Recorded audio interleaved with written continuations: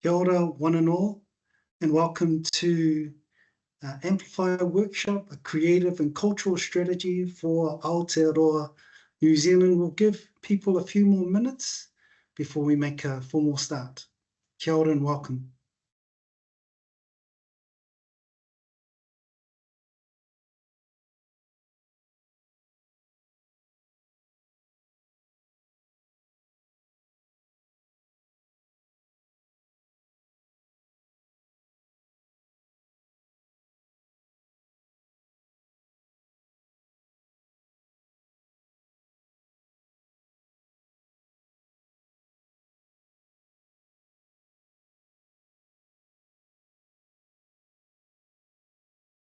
Well, we'll make a start. That's enough. 2 minutes is enough. Let's start in karakia. Tikina atura, te pūtaki o ngā kōrero, I runga I te rangi mārie, kia ngā kautitikaha, kia mau ki te hononga tangata, ka whakamaua kia tina. Huie, tā ki e. Kia ora family and welcome again to Amplify, our information workshop focused on the creative and cultural strategy for New Zealand 2024 to 2030. My name is Mac Lauanai, and I'm the Chief Executive for the Ministry for Culture and Heritage. Joining me to present in this workshop is Emily Fabling. I'll get her to wave. And later on in the session, our colleague Andy, Andy, can I get you to wave also? Will support Emily as we go through the Q&A. You will see that we have sign language interpreters on the call today, Reka Rosario and Andy Townsend. And they will be swapping out every 15 minutes. You will notice that we are recording this session, so we will want to make the recording available for those in the public that can't make it this afternoon. Please feel free as we go through the workshop and as you hear the presentation, you might have some questions. You might already have questions. Please feel free to enter your questions in the Q&A tab. And as you ask those questions, we won't respond to them until the end of the presentation. So the way that we will run the workshop is I will provide a high-level overview both of the vision, what's in the strategy, what's out of scope of the strategy. I will then focus on the 4 key goals for Amplify. After that, Emily will focus on the 3 pillars of the strategy, the actions per pillar, and then hopefully you'll be really clear as to the approach that we're taking in terms of Amplify. Now, we have a message from Minister Goldsmith. He really wanted to be here this afternoon, but couldn't make it. Last time, on Friday, we ran the video. It didn't really work. So if it doesn't work, don't fret. You can jump online. It's on our website, the video. But if it works, then we'll let it play as part of the next slide. So thank you, team.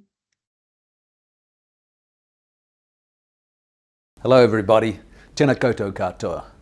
Our vision is for New Zealand to be regarded as a global creative powerhouse. Currently we have a strong base in areas of global excellence. We want to build on that. Wouldn't it be good to see our country rank among the top 25 globally for culture and heritage soft power? Wouldn't it also be good to see more New Zealanders actively engaging with our arts, culture and heritage, and more Kiwis making a good living in the sector, driving economic growth and exports? Amplify sets out how government will use the existing level of its funding for maximum impact, purposefully leveraging further investment from other actors. A second pillar seeks to support New Zealand's creative and cultural talent pipeline and sustainable career opportunities.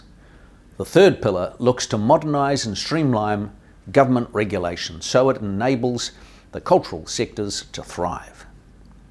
Amplify sets out to be enabling rather than constraining. Creativity doesn't lend itself to tidy strategies, but it recognises that all governments need to prioritise and articulate a sense of direction. We're acutely aware that the government is just one player in this effort. The purpose of this draft is to spark a conversation with the many others across the sectors to see if we can broadly agree on that sense of direction. Thank you very much, and we very much look forward to seeing your insights and your reflections.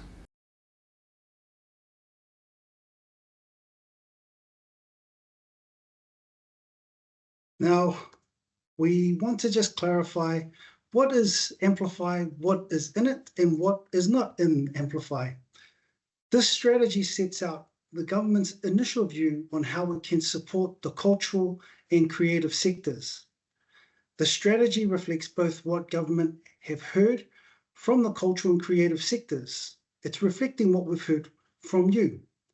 Now, it's really important to clarify, this is not a strategy that would ever dictate what our sectors should do. I want to repeat that again. This is not a strategy that would ever dictate what our sectors should do. We value your advice, your expertise, and much of what's outlined in the strategy and Amplify has been informed by our various engagements with you over the years. Some examples include our engagement over COVID, the work that we've done with our long-term insights briefing, the engagement with Toi Ora Wānanga with Ngātoi Māori practitioners, the creative New Zealand strategies, the work that we've done with our screen sector consultation, and so much more. So if you want a more comprehensive list, please check out Amplify. We've got a full list there. It's important to note that our journalism and media, that has been covered in our 2022 strategic framework for a sustainable media system. And therefore has been excluded from the scope of this document due to the significant differences in these sectors' operating environments. Next slide. Now, what is this vision? I think it was in May, the minister wanted in his op-ed an ambitious vision. And we believe, as a draft, this is the vision for Amplify. Amplify our arts and culture to make New Zealand a global creative powerhouse. Amplify takes a very action-oriented approach to setting up the government's focus for responding to the sector's unique challenges and opportunities. It responds to government's priorities as they apply to the creative and cultural sectors. So the government earlier in this year set out 9 kind of like key government priorities. And we can see that at least 2 of them are reflected as applicable to the strategy. One being lifting New Zealand's productivity and economic growth and increasing opportunities for prosperity for all New Zealanders. That's one. And another government priority, which Amplify aligns with, is improving the quality of government spending and regulation. So Amplify looks to support the creative and cultural sectors in the broadest sense. It includes arts in all forms of expression, museums and galleries, place-based heritage, music, screen, gaming, fashion, architecture, and design. It would be remiss of me to continue through the strategy without acknowledging the Sargent Gallery opening or reopening that I enjoyed over the weekend. So if you get a chance, shoot up to Wanganui and have a look at that. Anyway, next slide, please.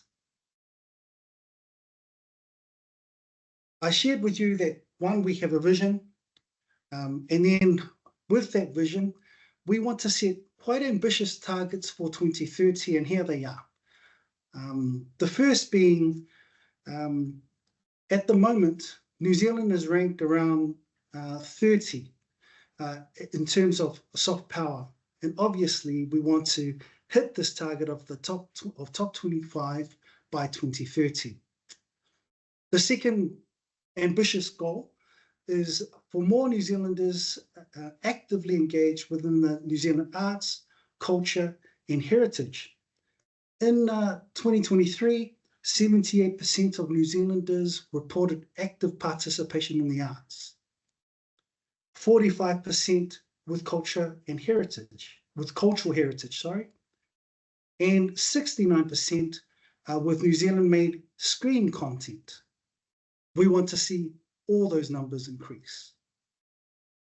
The third target there, that the GDP will increase to at least 20 billion. At the moment, the GDP of New Zealand arts and creative sector is around 16.3 billion.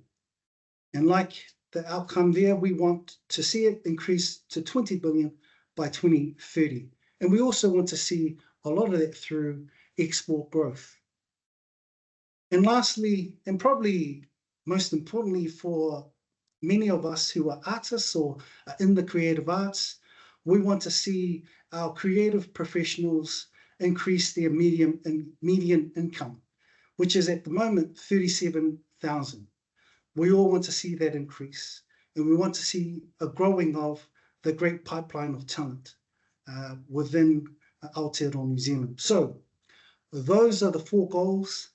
That is part of, that concludes my part, my contribution to the session, unless there are questions in the Q&A. And so I now invite Emily, who will take you through the 3 pillars. Thank you, Emily.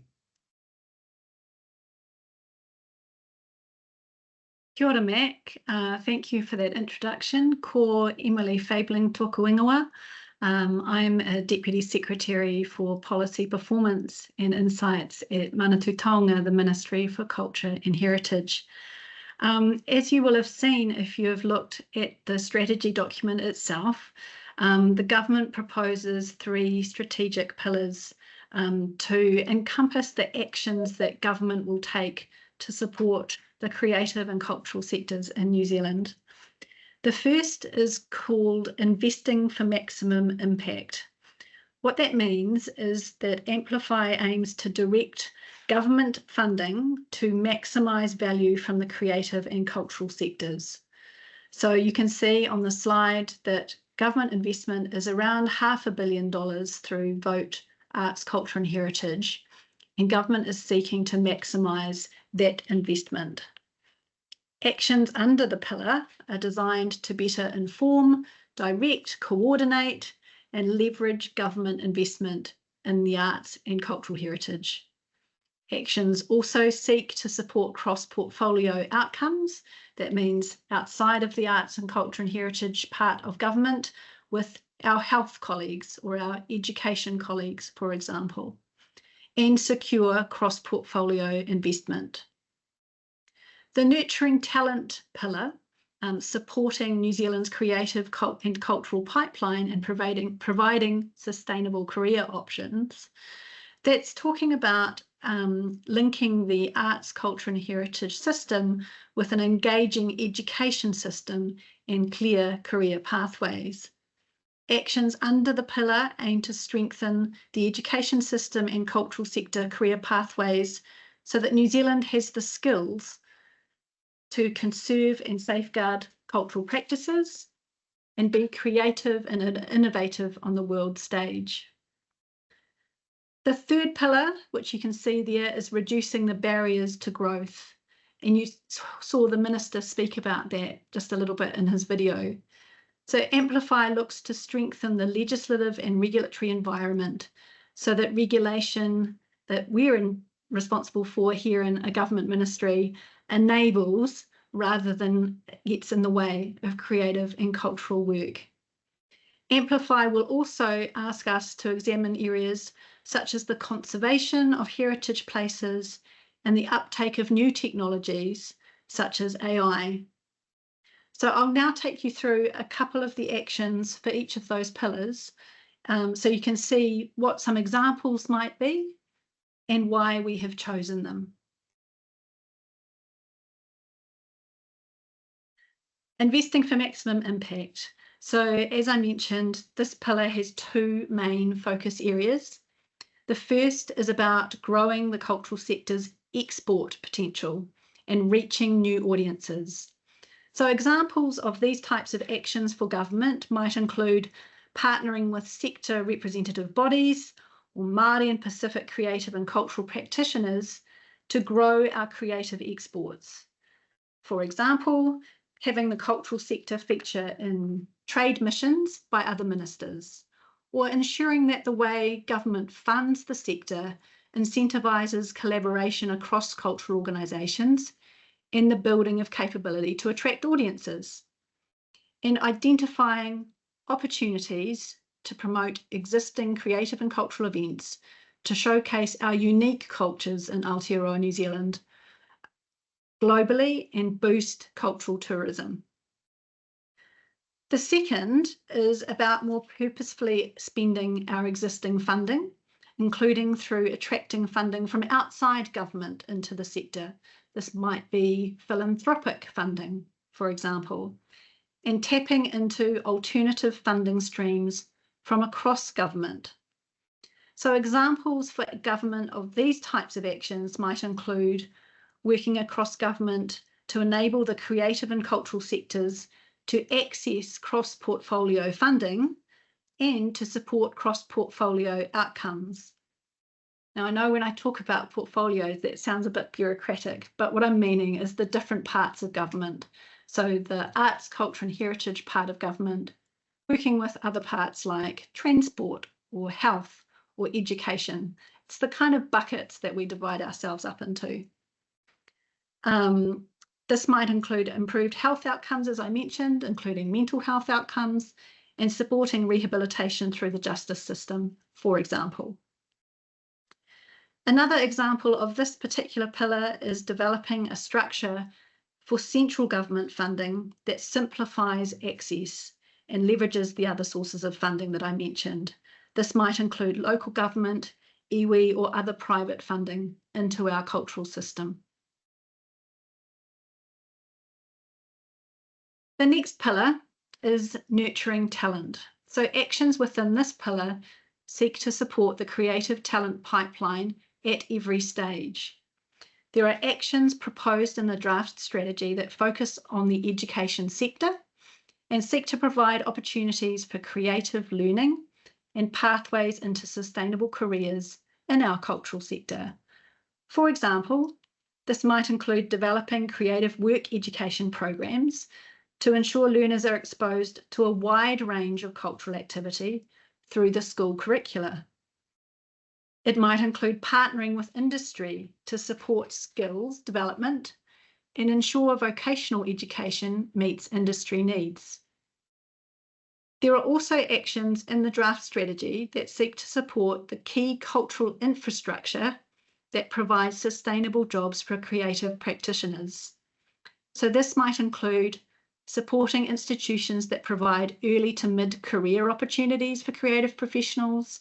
It might include providing capability training for cultural organisations' governance bodies, from museums to our Crown entities like the Symphony Orchestra or Te Papa. It might include exploring the viability of the establishment and expansion of regional centres of excellence and partnering with Ngā Toi Māori organisations, Mā Tangatoi, Iwi and Hapori Māori to strengthen infrastructure for the health and sustainability of Māori arts, culture and heritage in Aotearoa, New Zealand. You'll see in this pillar, when you look in the draft strategy, that there's also actions that prepare for the future.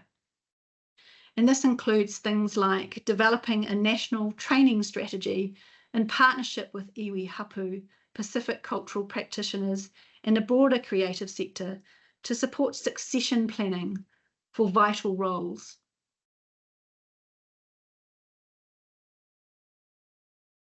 And the third pillar is this reducing barriers to growth. So this seeks to ensure from government, for government, to make sure that government regulation supports the sector to grow and protects it from existing and emerging threats. So what do I mean here? So examples of actions designed to support growth from government regulation is things like identifying and amending cross-government regulation that impacts on the sector's ability to grow and produce creative work. This might be things like modernising our legislation, which is administered by the ministry, so that it's fit for purpose and working effectively. It might include exploring legislative change to bring legislation up to date and support increased investments and access to local screen content, for example. Examples of actions that might protect the sector include working across government to respond to intellectual property risks and intellectual property protection, to creative and cultural works, including Ngā Toi Māori, with a focus on stopping the misappropriation of those cultural works. Another example where regulation can help protect our cultural system is supporting the creative and cultural sector's uptake of new technology, including responsible use and development of AI.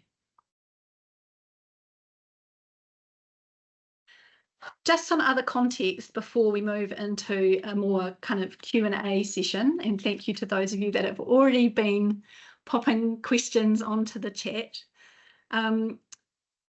Any decisions on new funding from government are subject to future budget processes.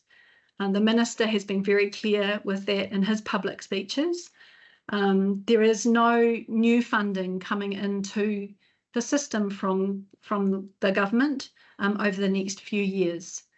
If there is a compelling case to do something that requires new funding from our consultation on this strategy, it will need to be reprioritised from somewhere else in the cultural system or somewhere else across government.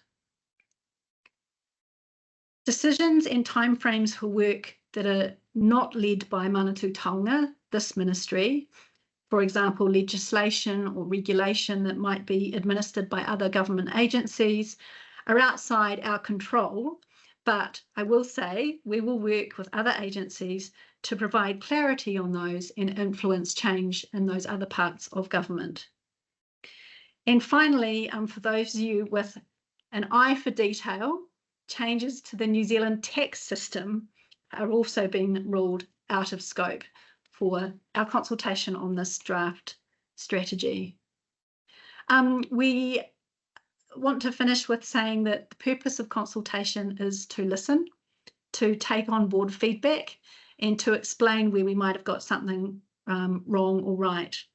Our consultation is open until close to Christmas, when I know many people in the system get out into our summer weather and either do festivals or other things. You can have your say via the survey on our website. There's a survey that you can fill in, and there's an email address which is there in front of you on the slide, or you can send us a written submission. And following consultation, we will assess those submissions and any feedback received, and then give advice to the Minister and his Cabinet colleagues, reflecting what we've heard, so that Amplify can be finalised by government in early 2025. So we are now taking questions that have come through the chat, and I'm going to be operating several pieces of technology while we do that. So I will start with a question that has come through about cross-party agreement. So one question was, does this strategy have cross-party agreement? Yes, the Cabinet has agreed to this government strategy going for public consultation.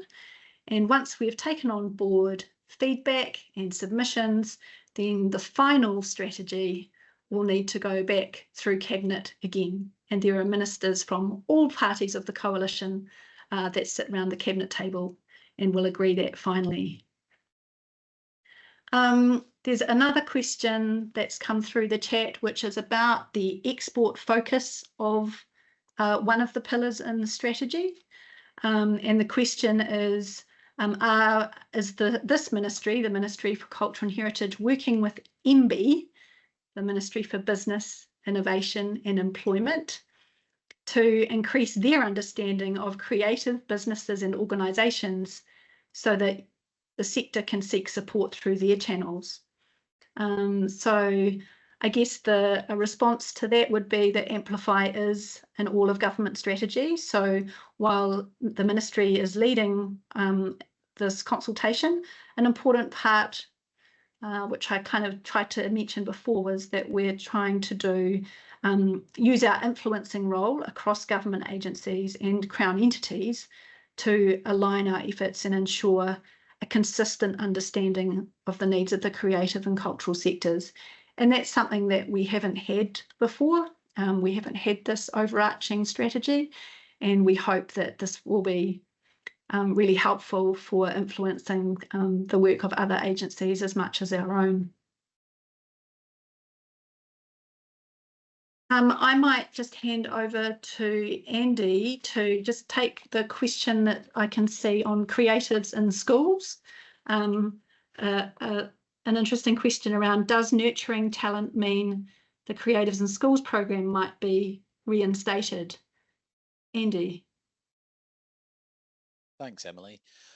So the Creatives in Schools, we know from our evaluations it was a very, very successful program. And we, through this consultation, you know, for those that very much supported Creatives in Schools, we encourage you to provide that feedback to the Ministry and to government. What we really want to do with Creatives in Schools, we are also conscious it targeted a small number of schools relatively, and that we're looking for something potentially more systemic, and ideally we take the lessons from Creatives in Schools and we apply them to something more systemic. And that actually feeds into another question that's just come through from Kat, which speaks about the broader, how do we provide an opportunity for equal access to arts education in New Zealand across primary and secondary schools? Now, we, the Ministry of Education, are looking at undertaking a curriculum review in 2027 for the arts curriculum. As Manatu Tonga, as an agency partner within government, it is our role, and this is what will happen within this strategy, to basically feed into that curriculum review to ensure we get this more systemic approach and that we learn these valuable lessons that we've got from Creatives in Schools. Thanks, Andy. There are a few other questions. They're kind of coming at different directions from on the different pillars of the strategy. So firstly, what is the timeline of the Broadcasting Act review? For some of you involved in the screen sector, you'll be familiar with the Broadcasting Act of 1989, which was written before the internet existed and definitely on our phones. So we do have that on our work program. It needs to go through Cabinet, and there will be public consultation on a review of the Broadcasting Act sometime coming to an inbox near you. There's another question around, does the Ministry, as a primary advisor to the Minister, have a process for putting forward the benefit of the arts, culture and heritage outside of economic measures? Yes, I'm glad you asked that question. Yes, we do. So we provide a range of advice to the Minister. We draw on a lot of the kind of social investment kind of research and evaluation activities that are out there. And of course, that measures alongside Treasury's Living Standards framework that measures social well-being outcomes as much as economic GDP outcomes.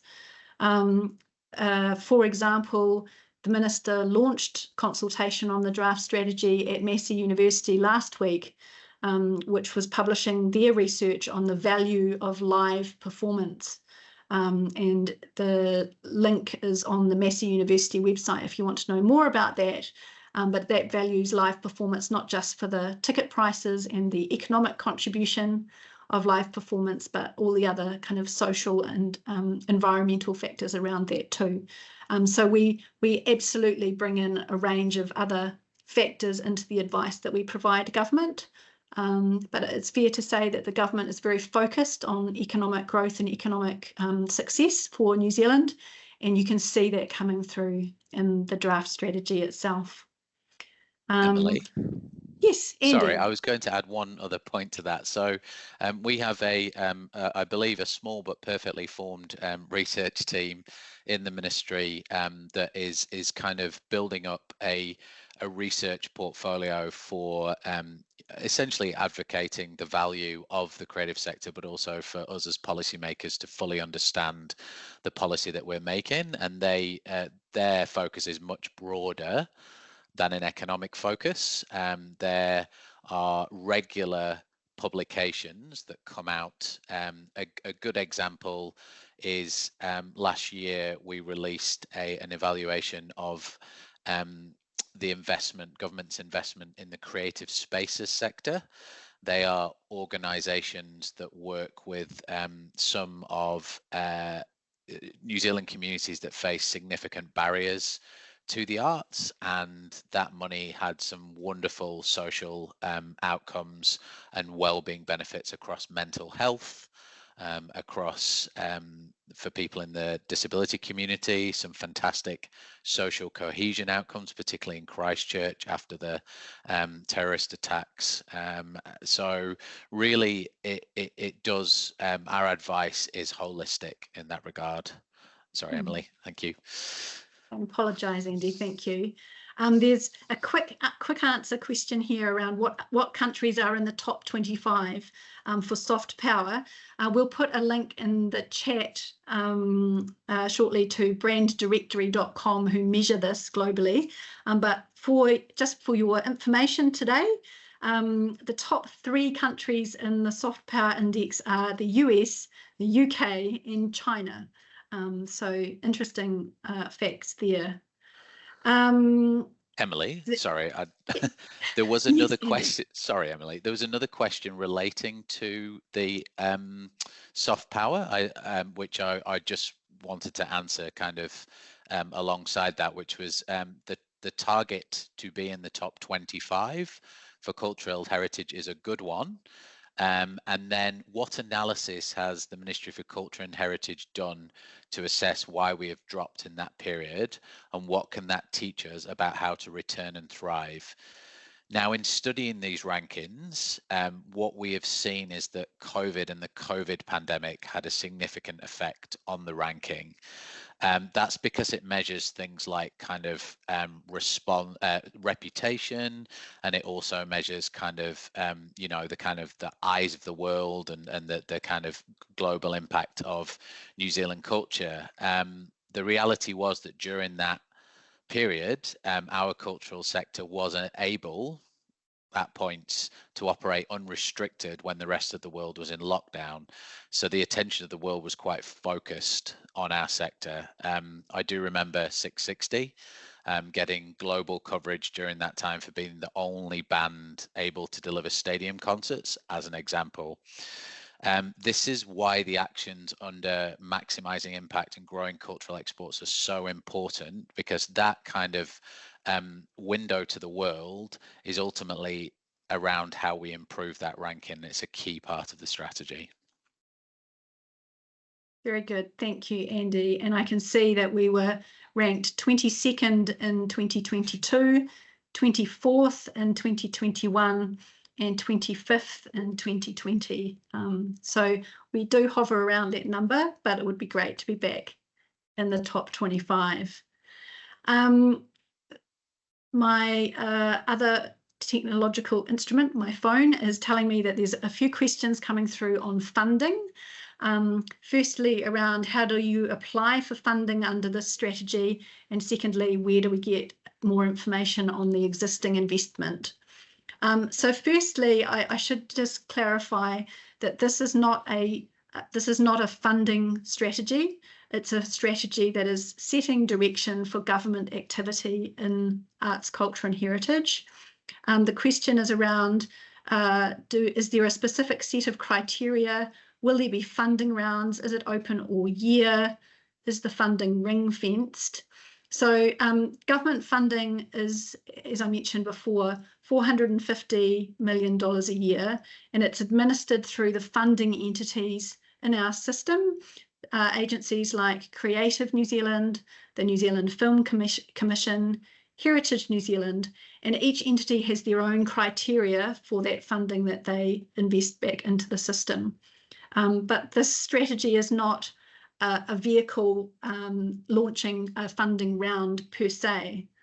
The other question that I've got here is the reference to the $450 million investment in arts, culture and heritage from government. And please, can you get a list somewhere of the details of all of this and where it's spent at the moment? So that $450 million sum refers to the total investment from government through what's called VOTE, Arts, Culture and Heritage. So if you're really interested, a detailed breakdown is available in the Budget 2024 documents on the Treasury website. But we do have more of a picture-based breakdown of how that government funding gets out to the sector. It might be through Crown entities that I mentioned before, like Creative New Zealand. It can be through NGOs like the New Zealand Music Commission or Te Matatini. And just recently, for those of you who are on Creative New Zealand's newsletter mailing list, Creative New Zealand has just published a breakdown of how arts funding in particular is spent. And that's a collaborative piece with Toby Morris, which went out in the newsletter last week. So you can see how that $450 million of government existing spending is broken down on those documents. And we'll make sure that that kind of information is also available on our website or in the chat.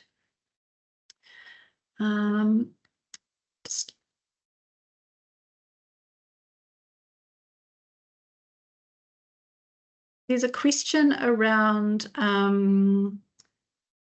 what are the priority gaps in our cultural system evidence base referred to on page 18 of the strategy. There are always gaps in our research and insights, and we want to continue to refine our data collection and improve the quality of our research so that we can continue to provide good advice to government, but we can also provide umbrella findings to the sector that you can use either when you're applying for funding or to understand your business better. So we'd be really keen when you are making submissions or answering the survey, if you can identify gaps that you see from your perspective in the sector that we can build on, so that we can build a better research, evaluation and insights program that supports you to do your mahi. We did do a long-term insights briefing in 2022, which also highlighted a number of gaps. And we're building on that over the next year around a focus on digital technology, which was seen as a bit of a gap. But there's also gaps in our understanding of toi and mātauranga Māori, and also the cultural diversity and differences across Aotearoa New Zealand as well. So lots of different areas that we could explore, and please, when you're making submissions, let us know from your perspective where you'd like us to head with that. Andy, did you want to take another question? I'm just going through the list as it's popping up. They're coming thick and fast. I can do that, no problem, Emily. So just working my way back through ones I don't think you have gone through yet. There was a question on have you considered including explicit expectation regarding capability building of digital future skills relating to creatives leveraging emerging technology?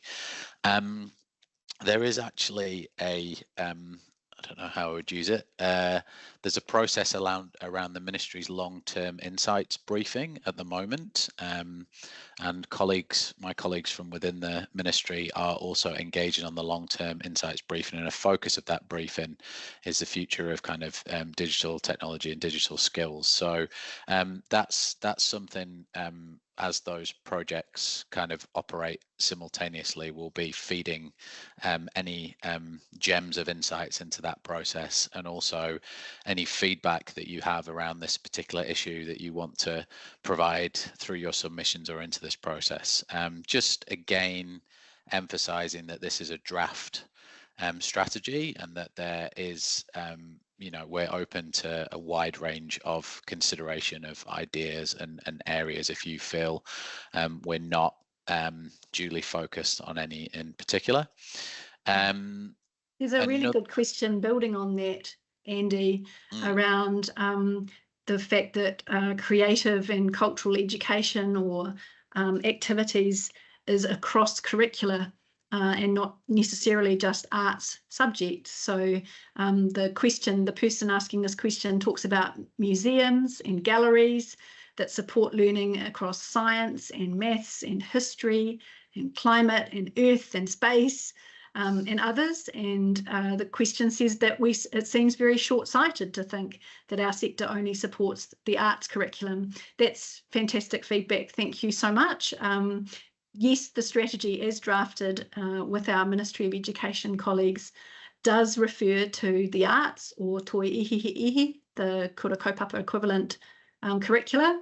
And that's a fabulous example of where you can tell us where we've got it wrong, or where we could expand our framing so that when government agrees a final strategy, it can be more all-encompassing, if you like. And it's a very fair point to raise in the questions.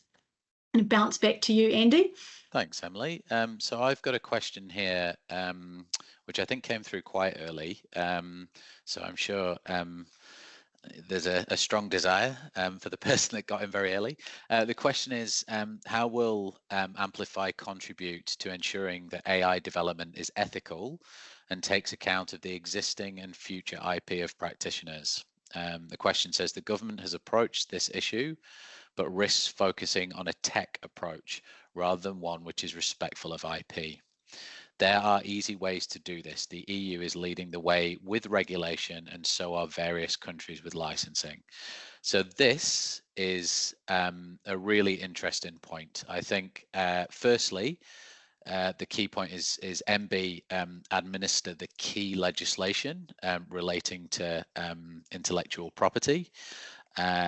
MB has a fairly significant work program around this. The ministry works closely with MB in a number of areas, and this is one. So as a ministry, we will be feeding in to the reviews of the relevant legislation and to the work they are doing to ensure that the needs and views of the cultural sector are taken into account, and particularly that protection of IP isn't cast to one side in the pursuit of kind of growth and exciting innovation. We know there's a very valuable balance there, and that's something that we are very keen to kind of promote to our colleagues at MB. I can see another question here, which again is a simple but complex.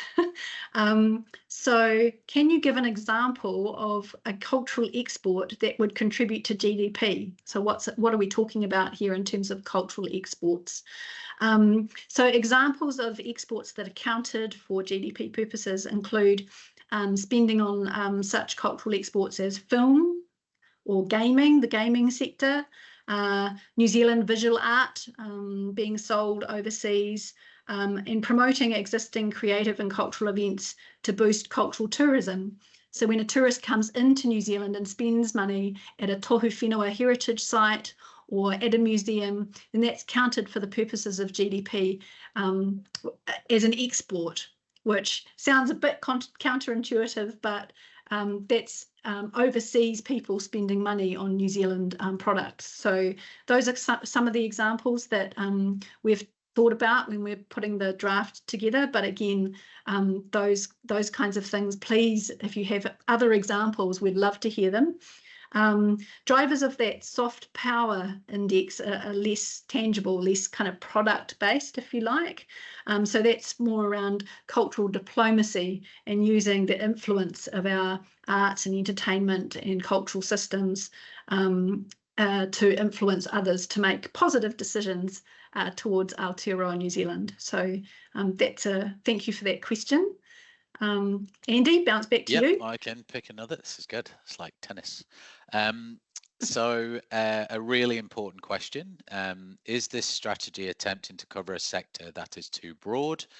And what risks have you identified in taking this approach? So right at the start of this process, the question of scope, who is going to be involved in this strategy, was a real key one. And we looked at the benefits and the drawbacks. And the advice that we gave to the Minister after talking to key elements of the sector and our own work was that ultimately this sector is a very interwoven sector. You know, you have music composers that work on games, you have music composers that work in films. You know, you kind of I can go on and give examples, but I won't. But that it's a very interconnected sector, and it was key really from our point of view, with the exception of media, because that's got its own kind of strategy and focus going on, that we took a kind of holistic view. Now, one of the risks that we identified with taking a holistic view was that there was a chance that parts of the sector may feel that they're not adequately represented or that they don't see themselves in this strategy. So our approach to coming out for consultation with the draft strategy, very much with the what do you think angle, that for us is a key mechanism to ensure that risk is mitigated and managed. So we have already had some feedback, for example, that the museum sector doesn't necessarily see themselves appropriately represented in this strategy. And that is an example of the kind of feedback we are looking for, because we want to discuss with that sector how we could better achieve that and ensure that this is a strategy that the whole of the cultural sector sees themselves adequately represented in, and could even maybe get a little bit excited about. Back to you, Emily. Thanks, Andy. There are a few questions around how does government see itself supporting freelance and gig economy workers in the creative sectors?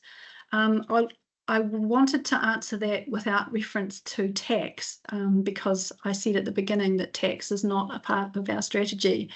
But it is quite a good example when you're talking about freelance and gig workers, where one of Amplify's draft actions is to provide support for cultural and creative practitioners and businesses to navigate the tax system, with a particular focus on people with complex income streams.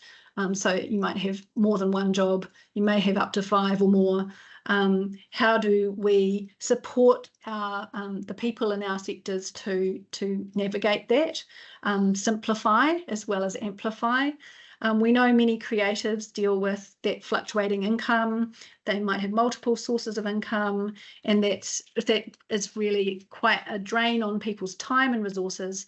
And it does, in some cases, mean that people miss the opportunity to maximise their income. So what that action is intended to try and help simplify the system in consultation and cooperation with our colleagues at the Inland Revenue Department, to influence them to make sure that their systems are as simple and easy to navigate as possible. That's kind of what the Minister means when he talks about regulations getting out of the way, and regulations not being a barrier, is to make sure that whatever the tax system whatever the tax rules are, that they are as simple and easy to follow for our people in our sectors. There's another question here, which I will tackle. How do you align the government's aspiration of amplification with the government's stance towards everything Te Ao Māori? What we're hearing from the Minister doesn't support what his government is actually doing. MCH leads the delivery of arts, culture and heritage activities for the government of the day. So how do you, I assume you means us as public servants, represent a government that wants to yet again impinge on Māori? What I should say up front is that Manatū Taonga has worked alongside iwi and hapori Māori to try and support Māori, Ngātoe Māori practitioners to achieve their aspirations. We do have obligations, treaty settlement obligations, but we also try and wānanga as much as possible with practitioners in Ngātoe Māori to support them achieve their aspirations as much as government's aspirations for the whole of New Zealand. There are a number of action points in the draft strategy that recognise the importance of te ao Māori, toi Māori, mātauranga Māori. This might be through the protections for cultural works and cultural intellectual property. There's also an action that is looking at the potential for centres of excellence to support the resilience of Ngātoe Māori and supporting repatriation of taonga tūturu and koiwi that might be held in overseas institutions, cultural institutions overseas. So on behalf of the ministry, we would like to understand where there are gaps, what the priority areas are for iwi, hapu and other Māori groups that need to be strengthened. We will be engaging with Toi Māori practitioners and representatives through the consultation specifically, and we've extended the invitation to kōrero through our post-settlement treaty partners as a ministry. So in response to that particular question, we are listening and we do want to know your thoughts on those action points. I can step in and pick up another question, Emily. I'm Thanks, conscious Andy. we are, we do need a short period at the end of the hour just to go through the kind of next steps of the consultation and to formally close the meeting. So I won't go right down to the wire to avoid doing that social faux pas. So a question that we've had, which I think is really important, and I feel like this will be a bit of a theme of the consultation, is could you outline any immediate or long-term actions that this proposed strategy could realistically implement to directly increase the medium income for professionals in the creative sector beyond simply promoting cross-departmental funding opportunities? So I want to hark back to the point Emily made earlier on in her presentation about the money side of this, and this is about sort of doing more and being more innovative with what we've got rather than putting new money in. In case of what those examples are, we have tried in a strategy that's very much a product of our fiscal times to look at kind of quite innovative ways of bringing more money into the sector to go into creatives' pockets. So that is about growing those export opportunities, things like trade missions to get more visibility and get more overseas investment. It's about kind of looking into things like the kind of philanthropic sector and how can government incentivize more philanthropic investment. It's kind of, things like supporting improved governance. So you've got kind of like governance boards that kind of can strategically support innovation and growth within their organizations that subsequently can help trickle down to the cultural practitioners. So they're just a few examples, but I think we are really committed to that, and we understand that perhaps some of these actions might seem not enough, but they are within the context of the current fiscal environment. Emily.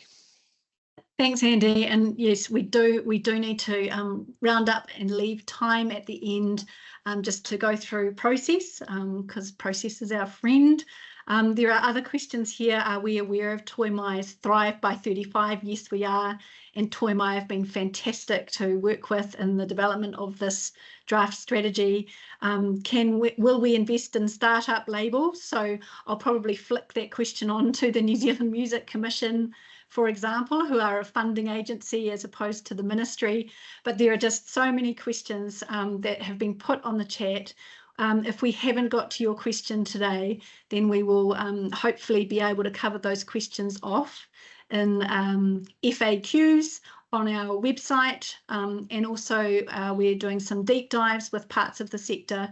And feel free to fire those questions through either by submission or way of feedback, because we really do want to take those on board. But without stealing Andy's thunder, I might just hand back to Andy, who then may hand to Lolu Mac to close for us.